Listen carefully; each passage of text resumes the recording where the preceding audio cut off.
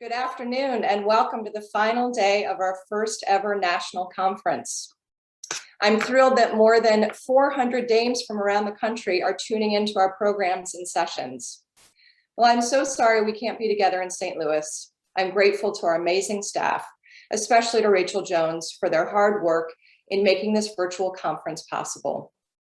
It's my pleasure today to speak about our educational sessions and then to introduce NSCDA's new Executive Director, Carol Cadu. The educational sessions all connect to our mission, our passion for historic preservation, our support of the military, our focus on finding innovative ways to remain relevant in the 21st century, and our interest in connecting with our colonial past and with each other through music, food, and cocktails. These educational sessions will help us build bridges to our organization's future. Yesterday, we learned about the NSCDA's newest patriotic service initiative and heard about Dame, the puppy with a purpose. And the panel on building bridges gave us valuable information about how to shape our message to meet the moment.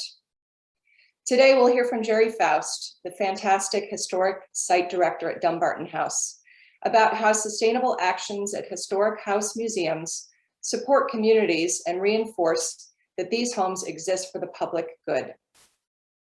We'll then take a virtual tour of Between the Notes at the Missouri History Museum and learn about the musical genre that have shaped the St. Louis sound. Michelle Moon will discuss global foodways of the colonial past.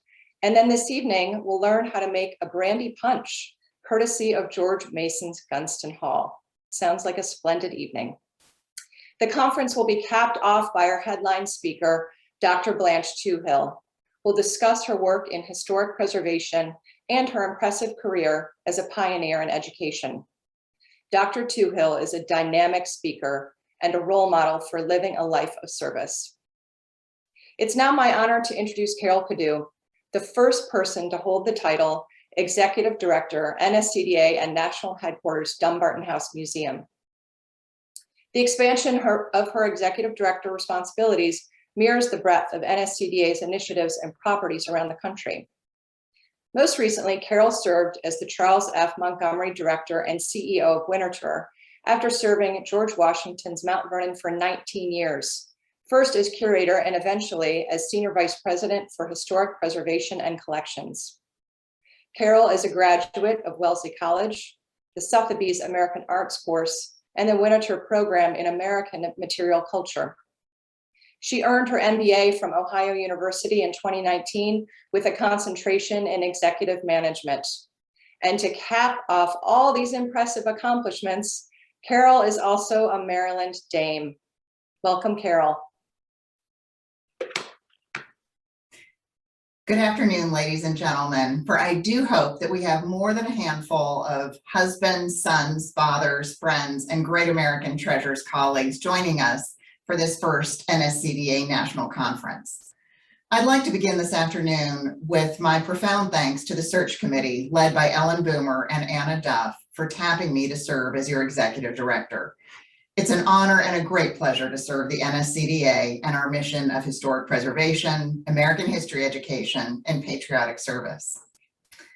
As Ellen mentioned, I come to my position as a Maryland Dame, and I also come with a South Carolina ancestry. I'd like to remind, however, our Midwestern members that I was born and raised in the great state of Ohio. And I'd like to reassure our Western societies and members that my father instilled in me a very early love of his Western heritage and the landscapes where he always says the cool, clear waters of the mountains flow. I'm honored by the opportunity to work with you, our societies, our members from coast to coast, as we fulfill and advance our mission through national and local initiatives. The events of 2020 and 2021 make this a particularly important and poignant time for us to come together for a national conference. These last 2 years mark a turning point in the NSCDA and American history. The COVID-19 pandemic has kept us at home, isolated, and in fear of the health of those we cherish.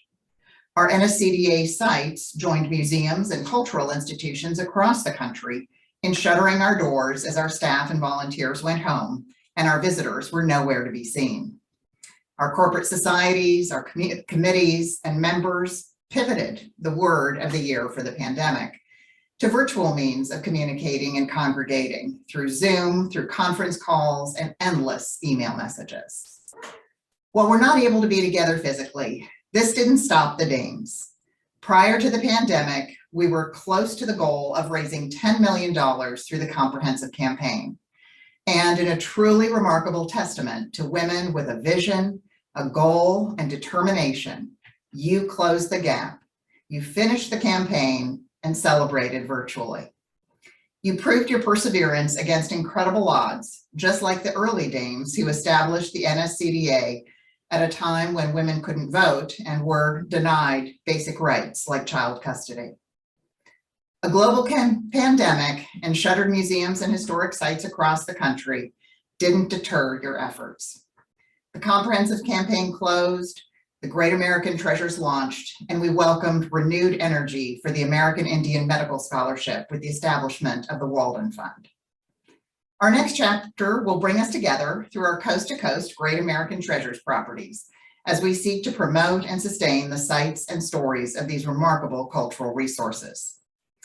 While our historic preservation work through the sites owned, managed, and sponsored by the NSCDA brings us together through the 64 sites in Great American Treasures and the work of our 44 corporate societies, we unite in our mission to educate others about American history and to invite them to join us in a shared sense of patriotism and love of our country. The Congressional Essay Contest will again welcome high school students from across the country to come to our nation's capital in Washington, D.C. for the annual Washington Workshop Foundation. And our essay topic this year is grounded in the past while it also looks to the future. The 2022 essay topic is choose one of the 5 freedoms in the First Amendment to the United States Constitution and discuss why it should or should not be changed in today's high-tech global society. This year, we will also ensure the future of our American Indian Medical Scholarship.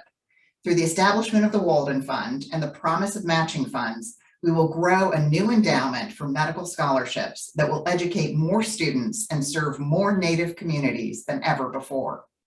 Today, we receive 4 to 5 applications for every medical student we are able to sponsor. It's an appropriately selective process, but our goal is to fund 10 more students every year to serve our Native communities.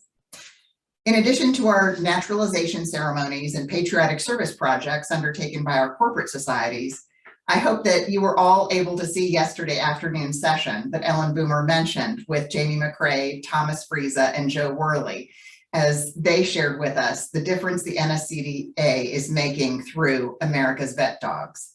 This worthy project brings our mission together with 2 additional nonprofits in the service of our veterans and our country. And I know, as Ellen said, we all can't meet to meet Dame, our puppy with a purpose. By uniting together, demonstrating our commitment to sustaining American history education and historic preservation, and relying on the sisterhood that has sustained the Dames since 1891, our opportunities and possibilities are simply endless. I cannot wait for a moment for us to convene in person so that we may hear from each other, we may learn from each other as we set a course for the bright future of the NSCDA. When we gather in Washington, D.C. at national headquarters next fall for the Biennial Council, we'll celebrate 90 years of Dumbarton House as a headquarters and historic house museum, as well as its designation as a Great American Treasure. I look forward to seeing you then, when the headquarters team and I will be able to share with you the progress that will take place in the next 12 months through the comprehensive campaign and our efforts to help Dumbarton shine for its 90th. We look forward to seeing you then, and we look forward to envisioning where the NSCDA will be when we celebrate our country's 250th anniversary, beginning in 2024. Certainly with unwearying enthusiasm, we are truly sustaining sisterhood from coast to coast. We are also sustaining, enhancing, and promoting a core element of our mission, the preservation and sustainability of our great American treasures. at the same time as we continue to assist with the health of sites, collections, and landscapes not curated by the Dames. We're fortunate to have a significant contributor in Dr. Jerry Faust, the Historic Site Director of our national headquarters, Dumbarton House Museum. After receiving his PhD in American history from Loyola University of Chicago, Jerry has served museums and archives in Chicago, South Haven, Michigan, Philadelphia, Wilmington, Delaware, and now Washington, D.C. Today, as Historic Site Director of our national headquarters, Jerry oversees the Dumbarton House Museum collection, which contains over 3,000 objects, both decorative and fine arts, and some 6,000 archival documents chronicling the history of the NSCDA. He also oversees the maintenance of the building systems, the preservation of the historic structures on the property, and the maintenance and interpretation of the house and gardens. Beyond Washington, Jerry has served as the co-chair of the Climate and Sustainability Task Force for the American Association of State and Local History. Today, he serves on the steering committee for the Alliance for Response, DC. He serves on several local preservation advisory committees, and he also teaches museum collections management to the students in the Arts and Museum Studies graduate program at Georgetown University. We're fortunate to be able to draw upon his expertise today as Jerry shares with us this afternoon his thoughts on historic site sustainability. Thank you very much. Jerry?